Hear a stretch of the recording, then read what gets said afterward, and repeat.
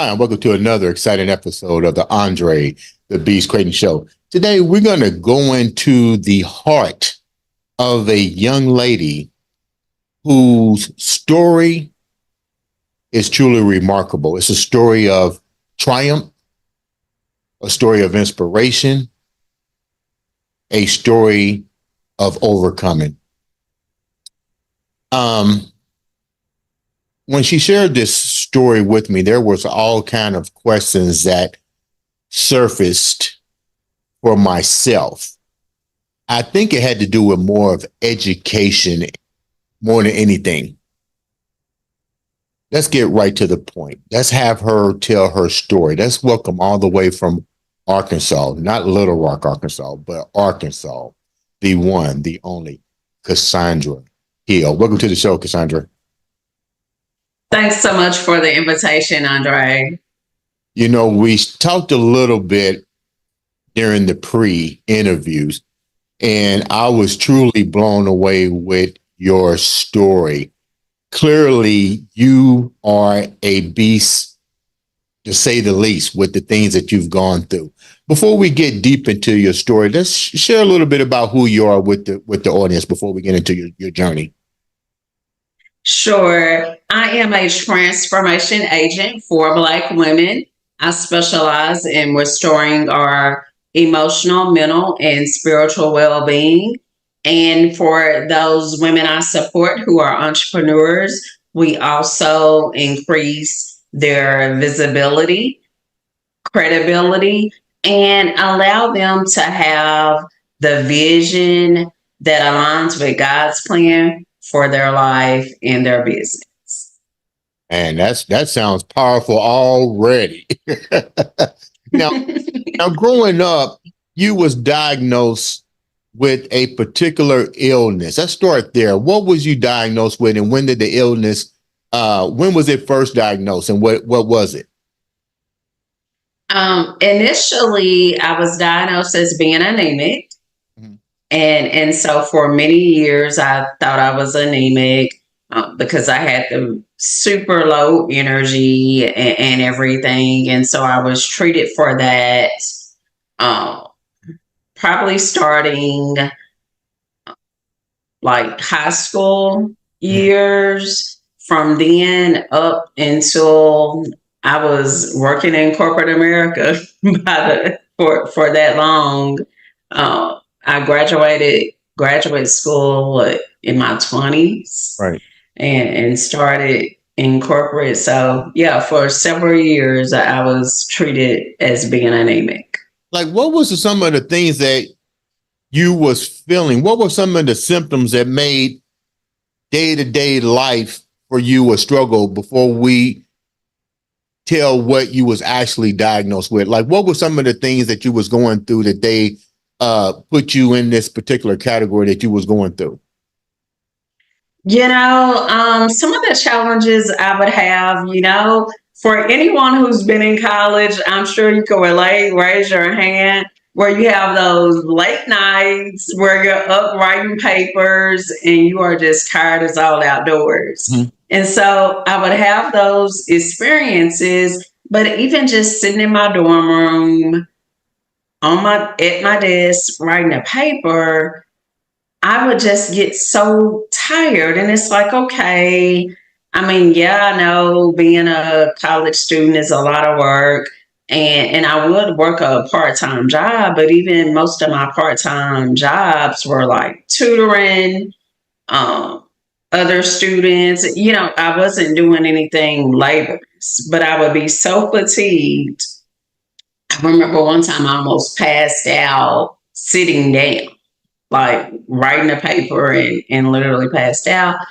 And so things like that, times where just my body wouldn't properly absorb food. I couldn't keep food down. That was another challenge I had as well. When did it become so serious that, because you've already been diagnosed with a particular condition, you know something just isn't right. When do you take it to the next level to get a second opinion? Well, I got a whole lot of second opinions, but Really? the problem is, yes, the problem is a lot of times, especially for Black women, many healthcare professionals assume we have a high tolerance for pain. So when we present with having any type of pain related condition, they just chunk it off to, oh, you'll be okay. Mhm. Because I went to so many doctors. By the time I got done with college and entered corporate, I was living in Texas, is where I began my corporate career. And, I had access to all sorts of doctors, Dallas, San Antonio. I think I even went to some doctors in Houston, but, um, Were these all medical advice from people of color, or was it the spectrum all over the board? White, Black, Indian? Was it all over? it was all over. If I had some white doctors, had some Middle East. Honestly, I didn't come across a uh, primary care physician that I dealt with regularly until I moved to Atlanta. Mhm. Okay. Yeah. So when you get to Atlanta, what I think is kind of odd that you mentioned Houston, San Antonio, Dallas. You mentioned some major hitters here in the medical field and Mhm. research and development. Did it ever wonder? Did you ever wonder what notes are they looking at that they all cannot seem to understand that you're suffering from something? Did what was your input to them? Because or what notes were they looking at? Because you still are having issues here. Yeah. You know, I think everyone has that gut sense where deep down in your gut, I'm like, okay, I'm a gerontologist, so I know aging backwards and forwards. I may not be familiar with this, but I know my body and I know what you're saying doesn't correlate to what's going on in my body. So I always knew that. And it just always seemed like no one took the time to dig any further, you Really? know. And honestly, by the time I got to Atlanta, that one of the major difference was I started doing my own research. I'm like, okay, you work in healthcare and you might not be familiar with whatever challenge you're dealing with, but research backwards and forwards. And so honestly, I'm just thankful to God that I finally got fed up with not getting the answers that made me satisfied, Hmm. because it literally was me doing my own research. And the more I studied about just various diseases, and the more I looked, uh, particularly at autoimmune conditions, Right. I realized you probably got an autoimmune condition. So when you wind up going to Atlanta, and it's funny, we all need to take notes from you. The importance of instead of relying on the doctors to give you second and third opinions, take the time to research yourself because you've done that. And self care is usually where it starts. We shouldn't always rely on physicians when it's concerning self care, our own treatment. So when you was doing your research and you found that it was an auto related immune illness that you were suffering from, how did you bring that to the doctors? Because I'm pretty sure their egos get in the way, with you trying to come and tell Yeah. them their job. How did you bring it to them, your research? Well, once I started looking at autoimmune conditions, I was just blown away because one, I was the case book. I mean, I'm like, oh my goodness, like why no one ever thought to do this test. So when I went to the doctor, I told my doctor, I didn't even ask. I told my doctor, you're running a ANA, what's called a anti-nuclear antibody test. You're running this test on me. And I didn't give an option. Uh, and I had requested all my medical records from Texas because I was really heavy in the research at this point. And I told him, you're running this test on me. What did he say when you And he told did. him to run that test? Did he ask you, how did you even know what that test was about? He was like, he was wanting to know why. And I was like, I've had a lot of problems with my health. I've never got clear answers. Even now, you're telling me I have a cold, but I've done a round of antibiotics, and this cold hasn't gotten any better. Right. And here I am, I'm in my 30s. Right. The average 30 something person doesn't feel this way from a cold. When your test comes back, what was the news? The news was I was correct, and I had systemic lupus. I was diagnosed as having systemic lupus. Explain to the viewers exactly, to the best of your ability, what that details.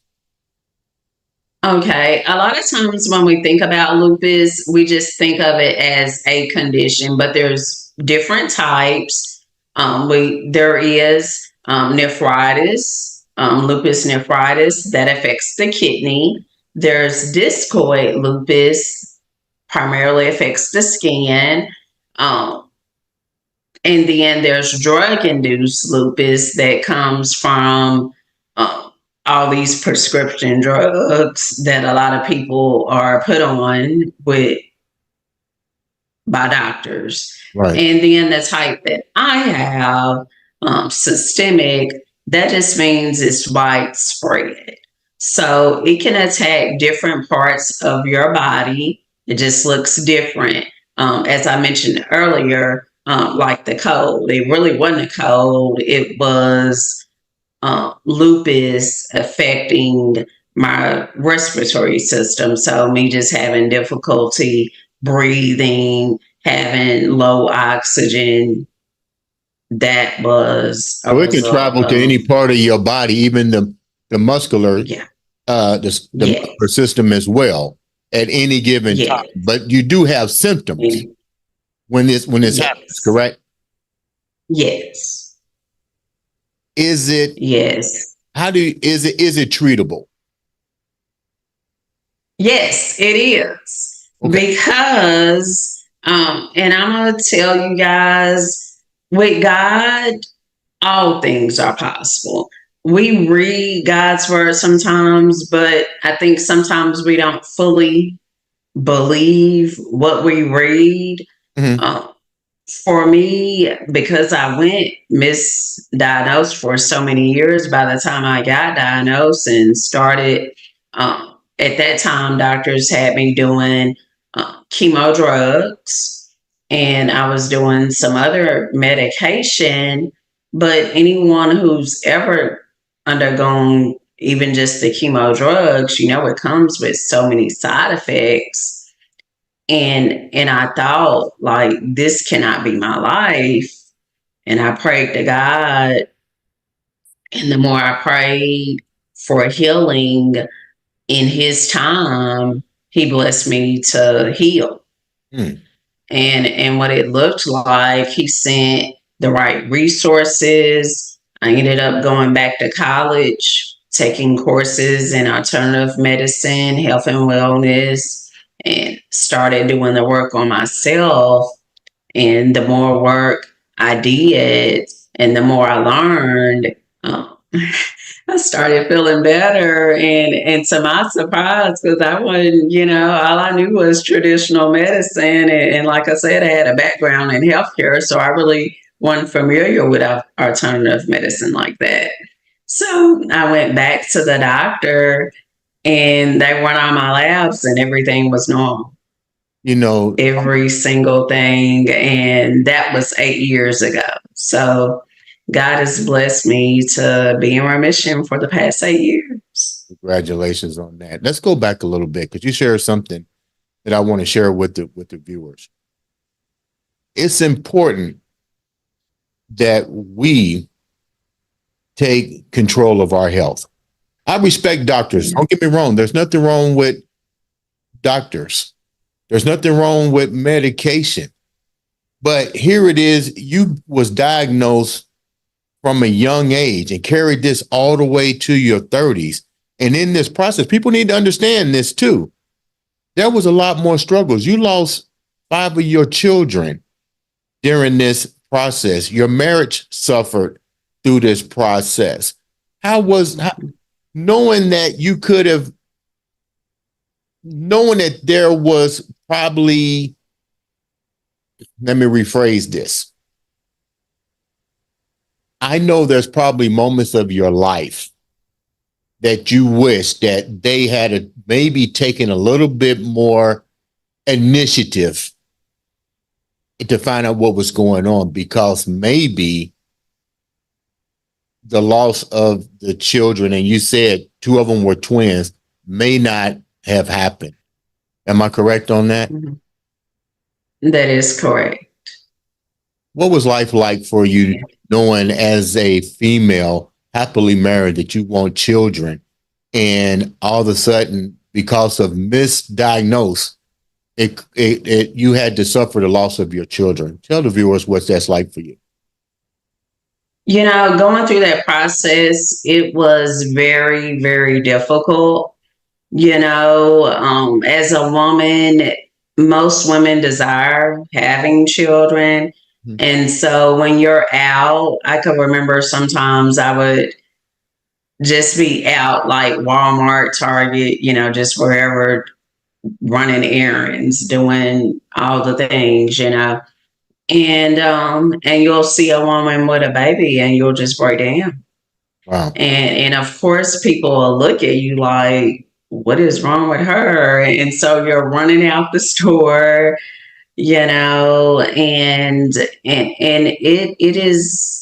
it's very difficult. And then for a lot of women, we attach our worth to having a baby, right, to being not that you can't be a mother in other ways, because you can, but a lot of times we attach our worth to birthing a baby. When you lost your children, and you was dealing with your marriage, how much of a strain was this on your relationship? Because let me kind of amplify this a little bit more for the viewers. You haven't been correctly diagnosed yet. No. During this. So how much of a strain was this on you, your marriage, and on you in general? How did you, after the loss of even one child, what did you seek to get you back, to keep you stable and to keep your husband stable and to keep the family stable, to be honest? Yeah. Well, for me, after my second pregnancy, and that was with the twins, after losing the twins, I did decide to do some therapy and work on me. My ex-husband chose not to do that. That's another thing in our community. Now it's starting to change more, but therapy, counseling, coaching isn't always widely accepted. Mm-hmm. But I knew I needed that. It put a tremendous strain on me as well as the marriage. Honestly, shortly after my last miscarriage is when the marriage came to end. Uh, I uh, I was in an unhealthy, toxic relationship, Hmm. and a lot of times for us to heal, we have to examine relationships, whether it's marriage, whether it's just friends, but we really have to examine those uh, close relationships and decide, are these individuals supporting my healing, my well being, or are they hindering it? And if they're hindering it, and especially if they're intentionally hindering it, it's in your best interest to remove yourself from those Did relationships. you have a support cast during this time prior to finding out what you was actually diagnosed with outside of your husband? Yes. Support cast? Okay, great. Great. Well, yeah. Yeah, he really wasn't um very supportive. But thankfully, God sent people in my life who were. One person I would like to shout out, my best friend, my sister, um, Catherine. Catherine has we met. Oh my goodness! I know we've been knowing each other probably 15 years or more. Um, but she has been a blessing to my life. That's sometimes all it takes is one. Sometimes all it takes Yeah. is one. Your Yeah. husband kind of knew what you was going through. So let me do this where it makes a little sense. You was married to him, so he had to know your condition. And I can't speak for him, only you can. Do you think that maybe because he didn't know the conditions that maybe it had a toll on him as well and the loss of the children? I'm just hypothetically thinking. Well, I would think that this is me being as objective as possible. Let's say you have a gushing wound. Like you look down at your arm and it is gushing. I mean, blood is all over the place, and hit you hadn't hit it, you hadn't been in any type of accident, you just see this gushing wound. When you see it, and let's say you see it and your wife is there seeing it, do you think she's gonna, like, and you guys go to the hospital, ER, whatever? Let's say you leave there and they can't tell you why that happened. They were just able to stop the bleeding and give you wound care, Right. and you go home. Do you think because she doesn't know that why the gushing happened that she's going to say, well, Andre, uh, I need you to get out here and wax my vehicle. I need you to, or is she going to care enough about your well being to say, hey, I want to check on you. Are you doing okay? Is there anything I can do? Is there? So I believe when a person truly cares about you and loves you, they're going to be there. Okay. Will they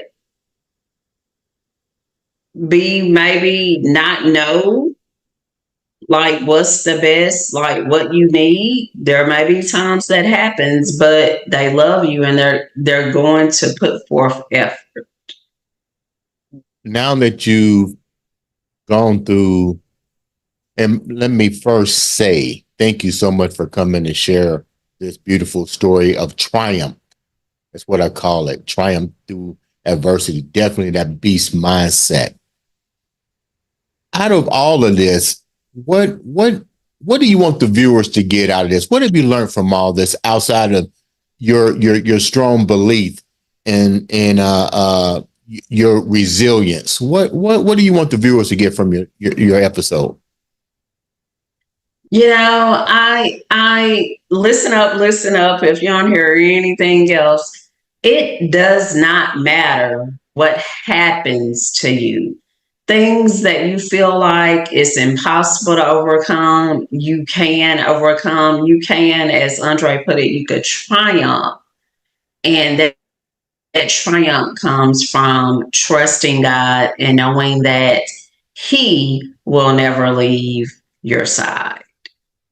So, what's your life like now, despite all of the mishaps? Well, I don't even call it mishaps because I think in our life's journey, things happen for a reason, and there is a lesson within those things that happen. I don't think things just happen to people. They happen to either teach you something, or you're missing the big picture here. What's your life like now? Right now, I am so thankful to God because those tests have allowed me to have a testimony and to have strategies to support the people God has called me to serve. I've been in business now 6 years as a master life coach, as a holistic health practitioner, certified in women's entrepreneurship from the Cornell University, and all of these things that honestly, if all those challenges hadn't happened, I wouldn't be doing what I'm doing now within my business, being a speaker, keynoting events, being an author, being blessed to have written books to inspire and encourage others on becoming the best version of themselves. Right. That's what I'm doing these days. How can the viewers reach out to you, and what are some of the books that you've written? How can we get a copy of those books? Sure. My books are definitely online on Amazon, Barnes and Noble online, as well as Walmart online. I do have a devotional, He Restoreth My Soul, Triumph Through Adversity, that's available on all those platforms. And I have a prayer journal as well, Kneeling at the Throne. I'm part of a project, myself and a little over 100 Black women came together to birth Love Letters to My Girls. But the easiest way to learn about everything I'm doing in the world, upcoming speaking engagements, services, books, resources, is if you go to my Linktree, Linktree /Healer Cassandra, Linktree /Healer Cassandra. If you go there, you'll see all the details about what's going on with me. And definitely there's a lot going on. Once again, I'd like to thank you so much for taking the time out of your busy day to come and share such a beautiful and impactful story. I think one of the other lessons outside of what you are doing now for the community and worldwide with empowering other women is the idea that you took something and made people realize that self-care is still up to you to do. Ladies and gentlemen, this has been another exciting episode of the Andre the Beast Creighton Show.